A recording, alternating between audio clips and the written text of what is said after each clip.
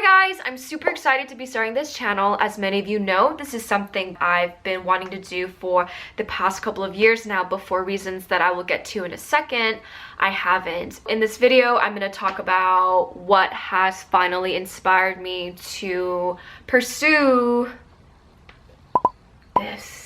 Over the past 2 years, a lot has happened. I graduated from college. I took the more unconventional route of taking some time off to really figure out what I want to do with my life.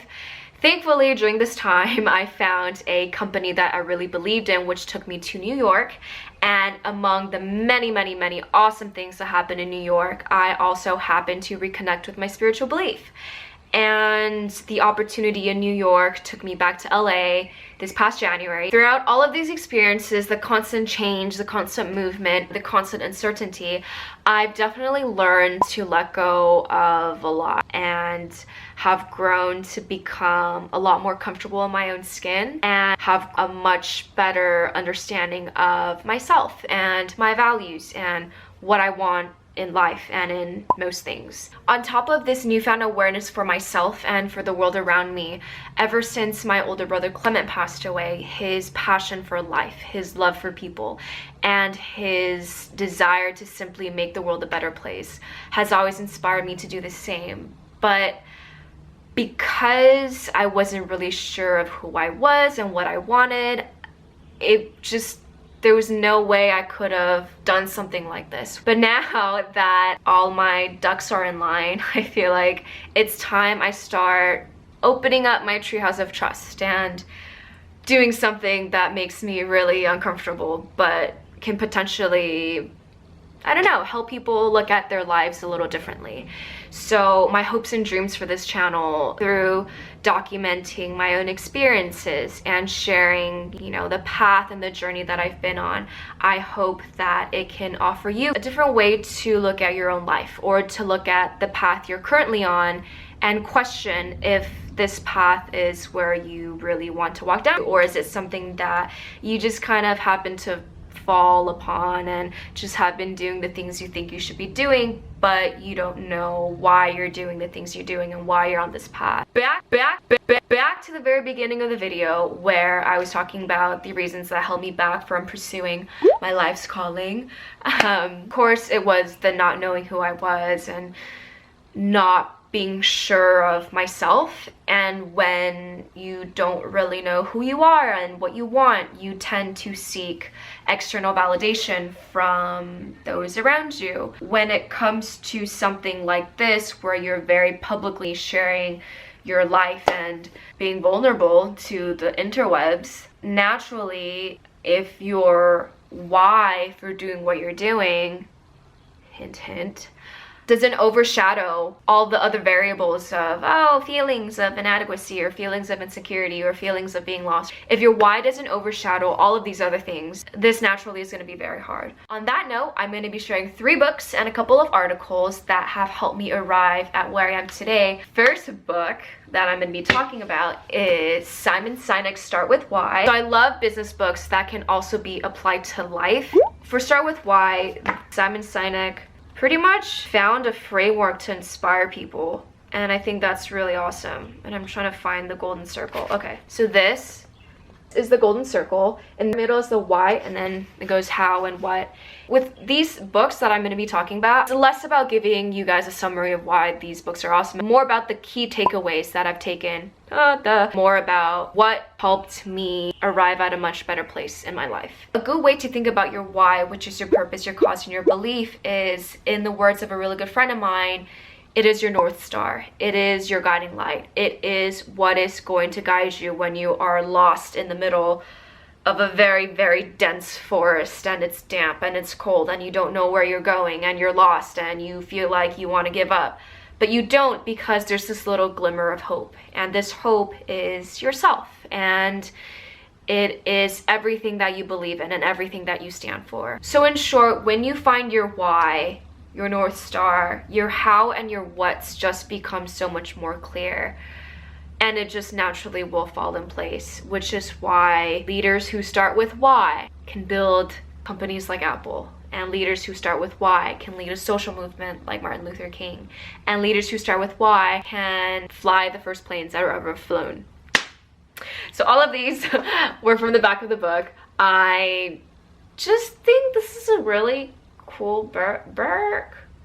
If you're at the time in your life where you could use a little nudge or a little inspiration, or a little push to ask yourselves the hard questions, this is a great book. Also, if you want to learn a little bit more about how to inspire people, inspire an organization, inspire yourself, this great book. You should read it. Next. So to find the courage to pursue something like this took a good amount of nudges and pushes from good friends of mine. What really helped me get over myself, to be honest, it's just myself, in this book. This is Elizabeth Gilbert's Big Magic. She's the author of Eat, Pray, Love. Look at how pretty this book is. It's like a constellation of stars on the back. This, in essence, is my permission slip to embark on this creative endeavor. So this book is about creative living beyond fear. If I could summarize what this book means to me, every single doubt that I had, every single excuse that I made for myself, she talks about and she addresses in this book. It has definitely opened my eyes to the possibility of, you know, if you want to pursue something creative, you can do that at the same time as working a full-time job, right? You will find time for what is important to you, and you will make excuses for things that you are not 100% sure about. So thank you. And I really love how this book reads like you're at a really cute cafe.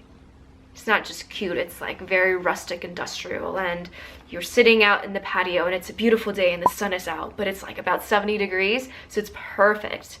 And you're having coffee with a good friend who's super cool and laid back and down to earth, and just so happens to have an extensive knowledge on creative living. So the central question that Elizabeth Gilbert proposes is, do you have the courage to bring forth the treasures hidden within you? She believes that there are treasures hidden deep within every single one of us, and that for the universe's own amusement, it placed these treasures inside of us so that we would have to make a deliberate effort to uncover these treasures. To uncover these treasures is creative living. And to find the courage to embark on that journey in and of itself is what she believes what separates a mundane existence from an enchanted one. And while you're on this journey, the oftentimes surprising results that happen, that is what she calls big magic. Big magic. Last book I will talk about is The Dip by Seth Godin.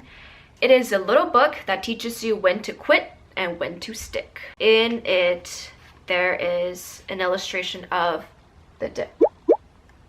Here is where you start. It's usually when you embark on a new endeavor, when you're learning something new, when you get into a new relationship, when you start a new job. At first, it's super exciting, everything's new. You're like, oh wow, there's all these things that I could do and all these things that I didn't know before. So it's really exciting. But after going about it for a while, it starts getting here, which is, oh wow, so this is what it's like, and it's gonna take a lot of work and not as easy as I thought it was gonna be. That is the dip.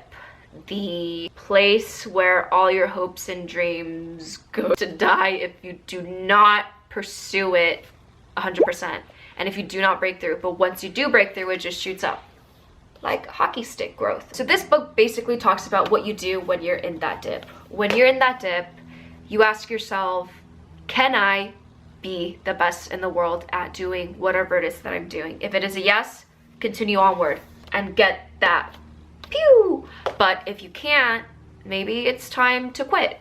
I know most of us, myself included, grew up with the idea that when you quit something, you're actually failing. In that definition, I'm a huge failure because growing up, I quit every single thing I've ever tried. Piano, drawing, multiple times I tried drawing, but whenever I got to sketching, I was like, I don't want to keep drawing apples and vases. It's boring and I don't want to keep drawing the same things of inanimate objects. I will quit every time. I think I quit at least 5 art classes, and then violin, and then volleyball, and then the list can go on forever.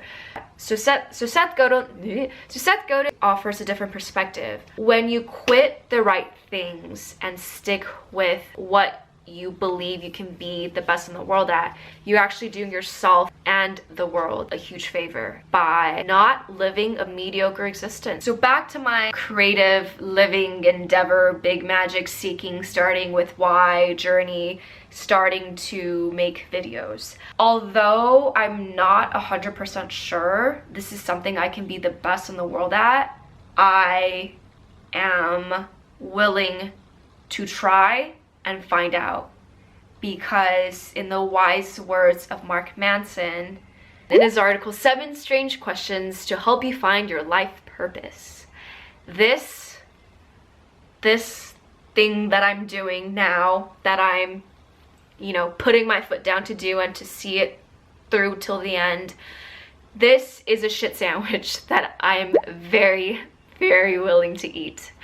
And with that, thank you so much for watching. I would love to hear your questions, comments, or feedback, especially feedback. I'll be making a video a week. So next week's is gonna be about something else that deeply inspired me. And it's gonna be about rocks. So tune in next week, same time, Wednesdays, 2 p.m. See you then.